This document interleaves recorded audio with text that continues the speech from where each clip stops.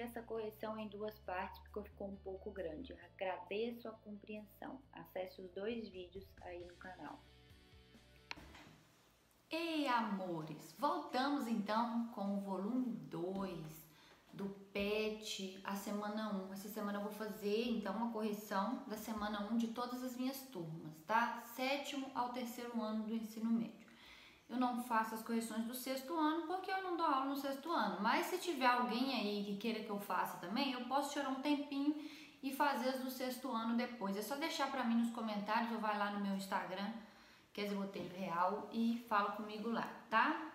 Mas se não for necessário, eu vou continuar fazendo só do 7º ao 3º ano.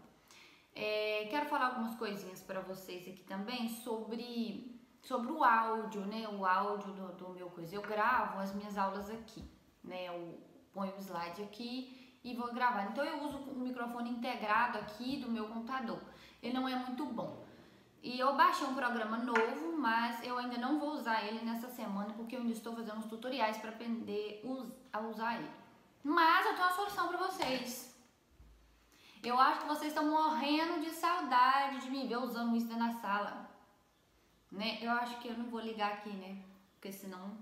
Mas se quiser, eu posso usar isso aqui também, tá? Será a melhor coisa da vida. Se você tem uma professora que usa isso na sala de aula, deixa pra mim no comentário aí, vê pra mim se você gosta. Porque geralmente, quando eu ligo isso aqui, ó, os meus alunos querem me matar, né? Mas eu tenho um tom de voz baixo, eu preciso usar isso aqui na sala de aula. Outra coisa, quero agradecer os mais de 500 coraçõezinhos, porque nós já somos mais de 500 aqui um pouquinho, tá? Que se inscreveram no canal esses dias. Muito obrigada, seja muito bem-vindo. E quero agradecer também todas as mensagens carinhosas, né, de feedbacks legais que eu recebi aí, falando que eu ajudei. E a minha intenção é essa mesmo, nós estamos aqui para ajudar, para poder melhorar o aprendizado, para poder auxiliar nesse período meio conturbado, porque eu sei que em casa é mais difícil mesmo para vocês fazerem algumas coisas, tirar algumas dúvidas sozinhos, tá? E a última coisa que eu queria falar eu preciso, gente, chegar a 1000 inscritos nesse canal. Por quê? Estamos querendo fazer uma transmissão ao vivo da nossa festa junina. E algumas pessoas me falaram, porque eu não entendo disso ainda, não parei ainda para pesquisar, não parei ainda para olhar direitinho, que diz que eu tenho que ter 1000 inscritos para poder fazer uma transmissão ao vivo bacana.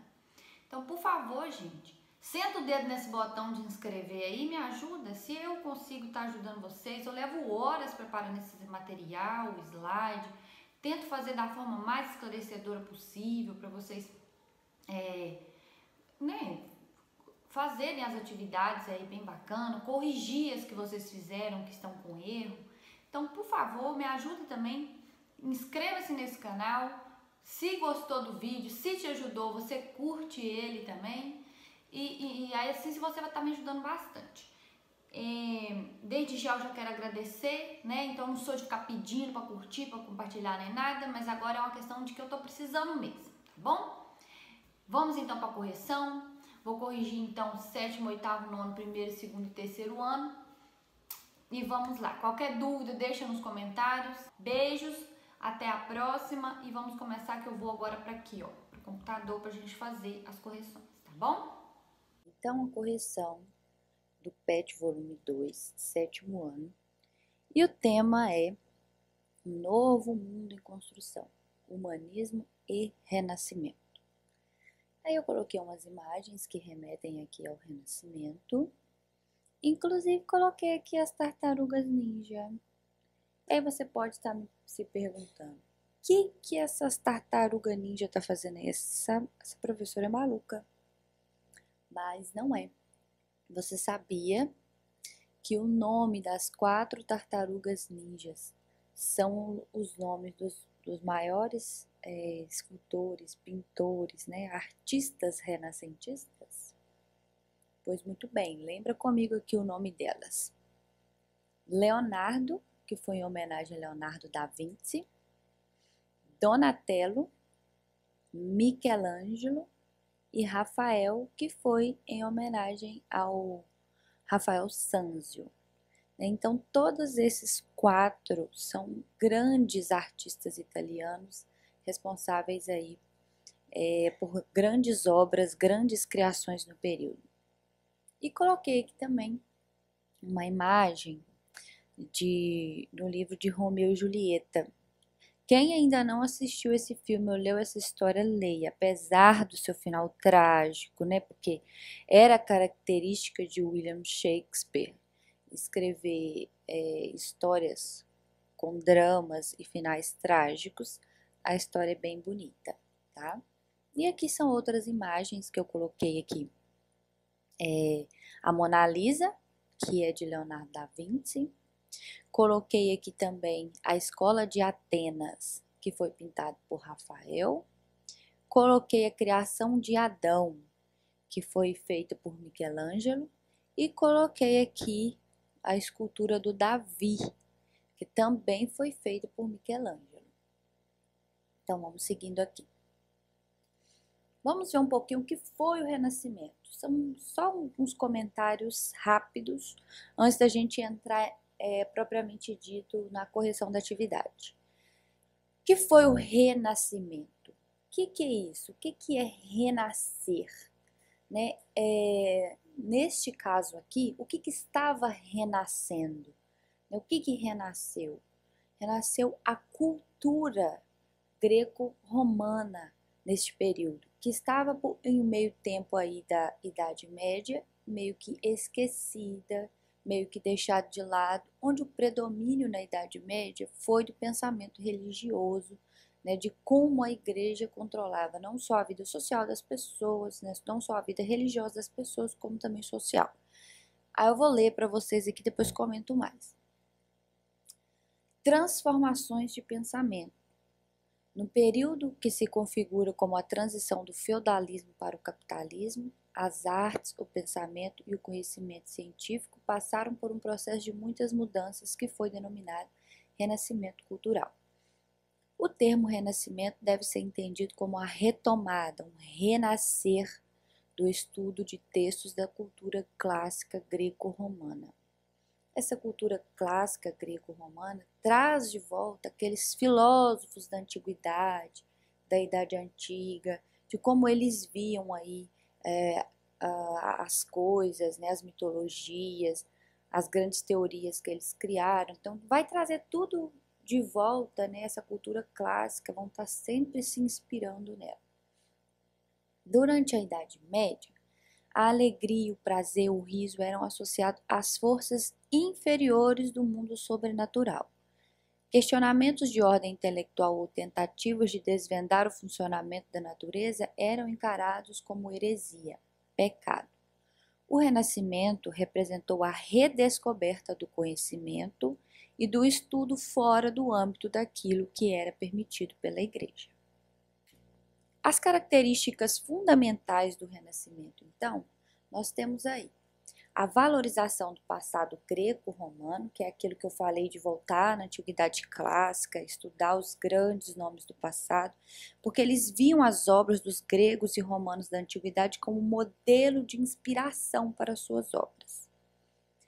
Temos aí também o antropocentrismo, antro, que significa homem, né? Homem no centro das coisas. O homem passa a ser visto como um ser criativo, virtuoso, dono do seu próprio destino. Temos aqui também o humanismo, que é outra característica, né, do Renascimento, que visa na valorização das pessoas entre si, encontrando nelas virtudes e qualidades. Temos o racionalismo, que é a valorização da razão humana, colocando a razão como base do conhecimento, fruto da observação e da experiência.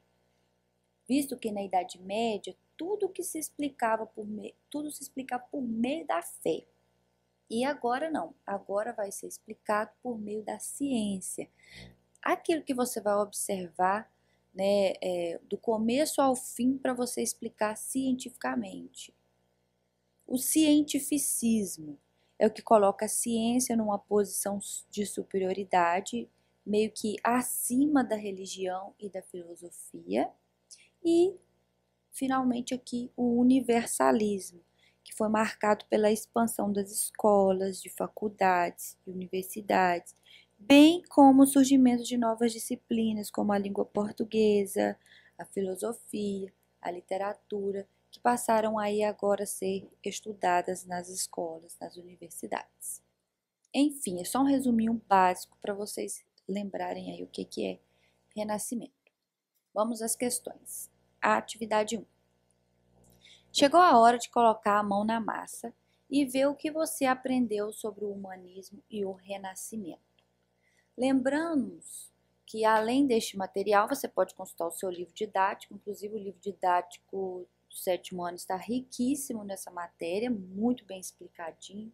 É o livro que a gente escolheu, foi do Alfredo Boulos, ele tem uma linguagem muito simples para ser entendida. E, como eu disse, está riquíssimo, pode estar dando uma lida lá para você entender mais, tá? Aí tá, pode procurar material na internet ou qualquer outra fonte e tá, bom trabalho. Aí vem aqui, número 1. O renascimento cultural trouxe para o contexto da época em que aconteceu uma nova forma de ver o mundo e de conhecer a arte. Em diversas frentes da produção cultural, muitos artistas se destacaram e são conhecidos até hoje, como é o caso de Leonardo da Vinci, Michelangelo, Rafael Sanzio e William Shakespeare, Miguel de Cervantes, Luís de Camões, entre outros.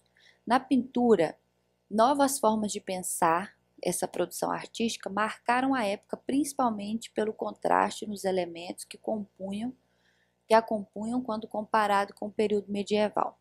As imagens abaixo foram feitas em contextos históricos distintos, uma no período do Renascimento Cultural e a outra durante a Idade Média.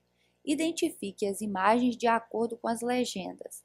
Em seguida, analise-as e preencha os quadros comparativos, destacando as características e diferenças que marcaram a produção artística no contexto histórico em que ambas foram produzidas. Aí nós temos as duas imagens. Uma é a Alegoria da Primavera, tela e óleo de Botticelli, e a outra é a Iluminura do século X. Aí eu já até coloquei as respostas aqui, uma do lado da outra, né?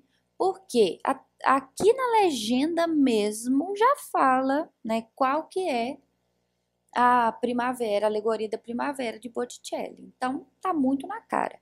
Só que o que é para você analisar nessas imagens para você responder a próxima questão? Veja como a figura da Iluminura do século X foi feita. Né? Veja só como foi desenhada essas flores aqui. Né? Não condiz assim com uma realidade. Olha o tamanho desse pássaro proporcional às pessoas que estão aqui. Né? Tipo, as imagens não tinham assim, preocupação com o real.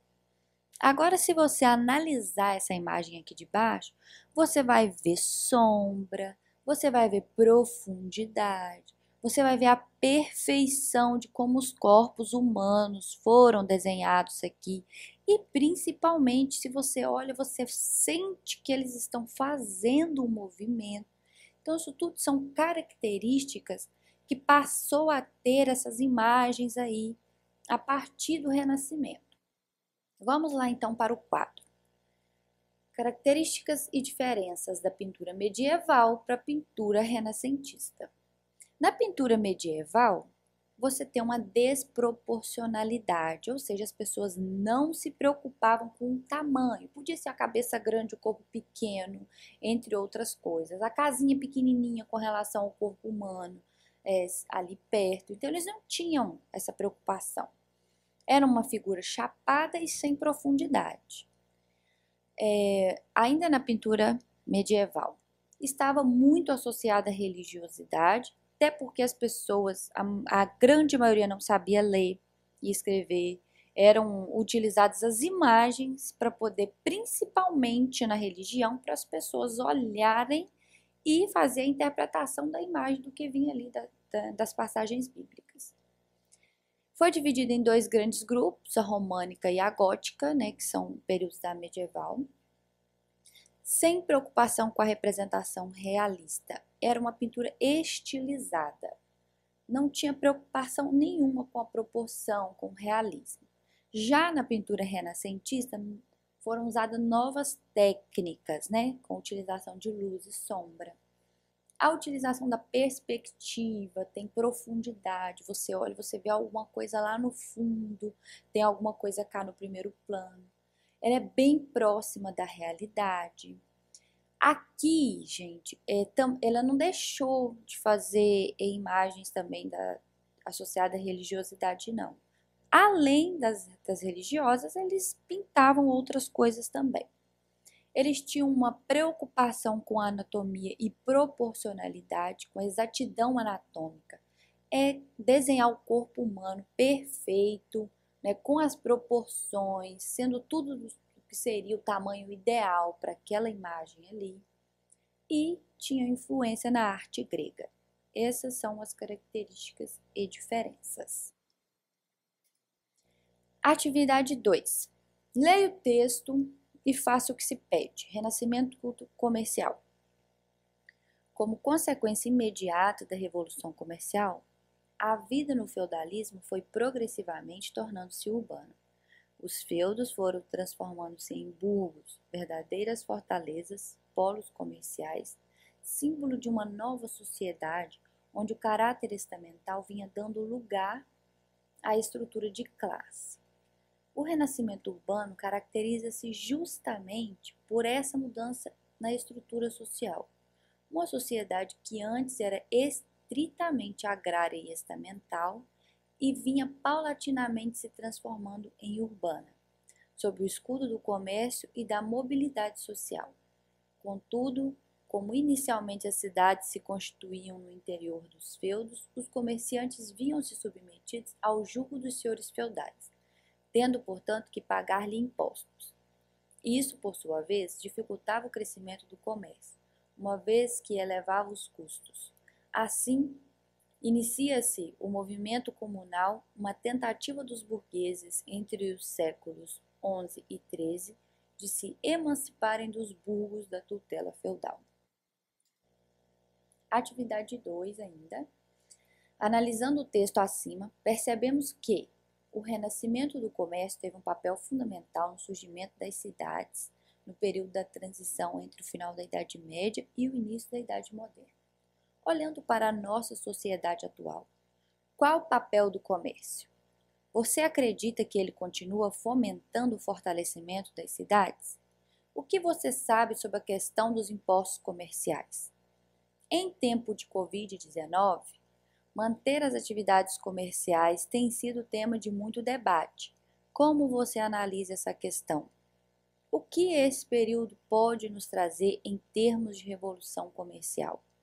Construa um parágrafo buscando responder essas questões, refletindo sobre a importância do comércio na nossa sociedade atual. Eu fiz aqui um rascunho, meio que respondendo as questões anteriores, né, que você pode utilizá-lo para você construir o seu parágrafo. Então, cada um desses pontinhos aí é uma resposta da pergunta anterior. Então, eu coloquei: o papel do comércio é fornecer suprimentos necessários para todas as pessoas, seja de alimentos, vestuário, móveis, entre outros equipamentos essenciais para a vida humana. Com certeza ele, no caso o comércio, fortalece a cidade, visto que ele faz a circulação do dinheiro na economia. Os impostos pagos pelos comércios, faltou até um S aqui, né? É de acordo com os produtos e a quantidade que vendem. Esses recursos aí dos impostos são revertidos em melhoria pública, saúde, segurança e educação, entre outros setores. Pelo menos é o que a gente acredita que acontece ou quer acreditar, né? Mesmo que esses impostos não voltem completamente na sua integralidade para as cidades, né, para as melhorias públicas, a gente paga imposto para isso. Em tempos de Covid, muitas empresas tiveram que fechar permanentemente suas portas, uma situação caótica para pequenos e médios empresários, prejudicando inclusive o sustento de suas famílias. Em termos de revolução comercial, esse período pode nos trazer uma melhoria nos serviços online, através do aumento do consumo pela internet. Aqui eu falei que o Covid, né, essa situação de fechamento dos comércios, o que pode fazer, o que pode ser revolucionado no comércio? Aí foi isso que eu coloquei aí, né, que agora pode haver um aumento, né, já existem dados, né, que mostram o aumento das vendas online né, e pode ser que ocorra algumas melhorias nesse setor aí de compras e vendas online. Atividade 3. O provérbio alemão, o ar da cidade liberta, é um termo clássico para caracterizar a liberdade que o surgimento das cidades no final do período medieval foi capaz de garantir à população da época. A rotina urbana, longe das tradicionais denominações feudais, trazia uma nova forma de pensar a organização social. Atualmente, em tempos de Covid-19, essa liberdade característica dos centros urbanos foi limitada em praticamente todo o planeta pela necessidade de proteger a nossa saúde e a saúde de todos. Aí vem a questão. Analise a importância do fechamento dos comércios e da mudança na rotina das cidades no combate ao Covid-19. Aí eu fui lá nas questões respondidas pelos alunos e coloquei essa aqui do Beni, que eu achei bem interessante, né? Ele colocou a importância disso é impedir que a doença contamine mais pessoas. Aí você pode colocar também que o fechamento dos comércios foi para evitar aglomerações e o contato entre as pessoas, já que o vírus é transmitido através de micropartículas no ar de uma pessoa infectada para outra.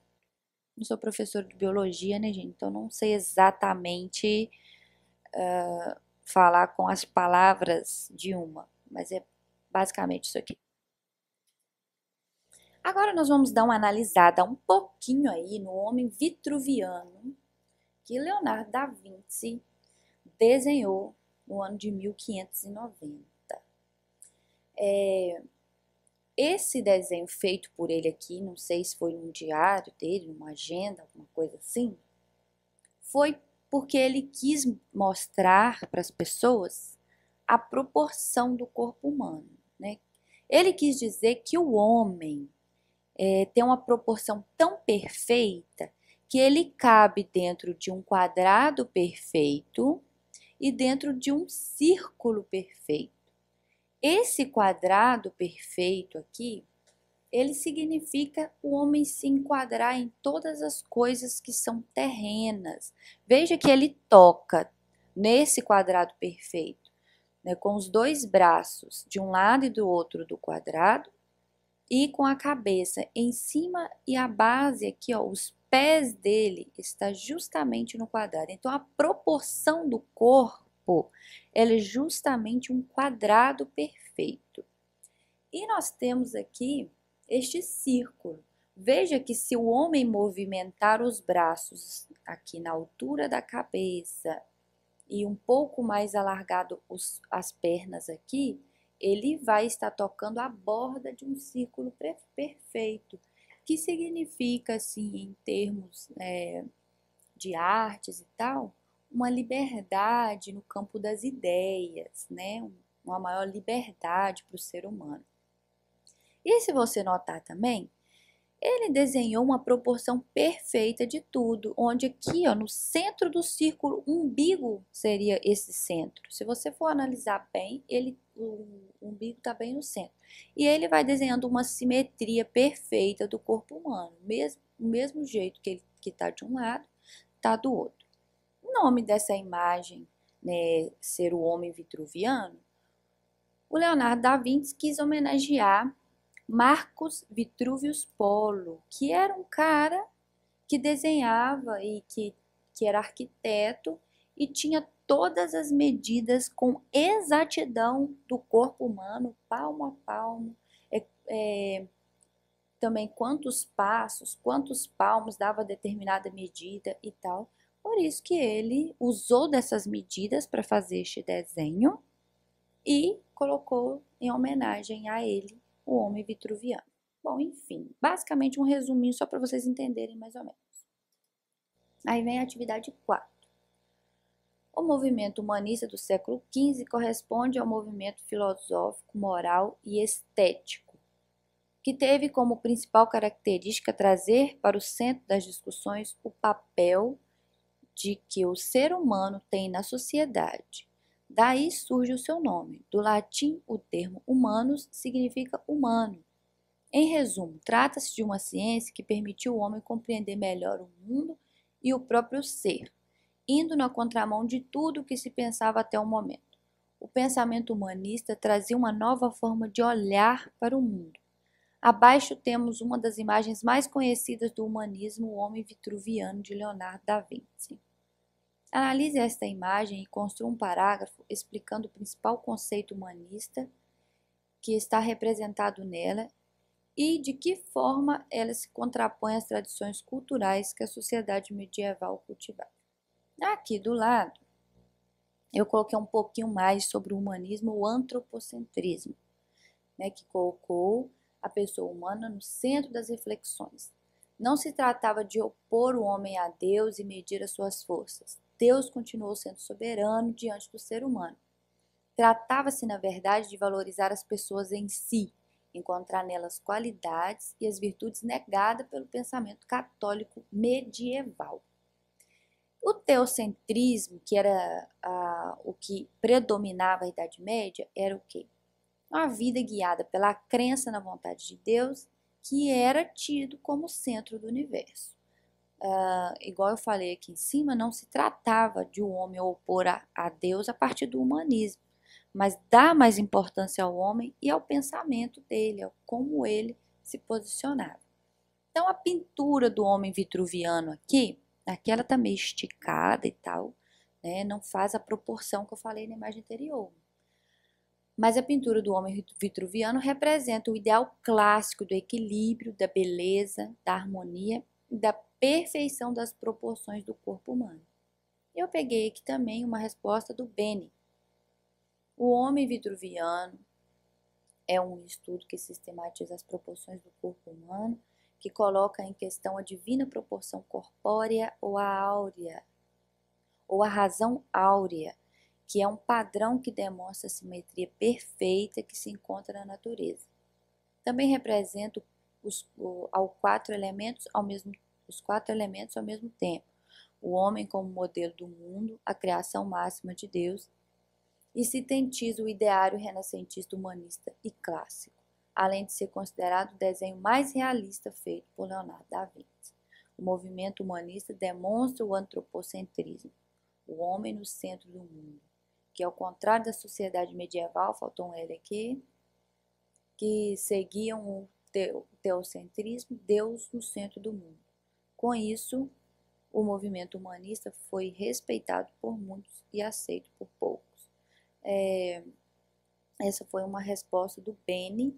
Eu achei que foi uma resposta que ficou boa, né, com relação ao tema pedido, por isso que eu coloquei ela aqui. Aí eu copiei, colei, mas eu nem havia prestado atenção em algum erro de digitação aqui. Agora que eu li de novo que eu percebi. Mas enfim, é basicamente isso mesmo, né? Resume nisso que eu falei aqui, ou seja, a resposta concentra-se aqui, né? Essa questão do ideal clássico, do equilíbrio, beleza, harmonia e perfeição do corpo humano, ok?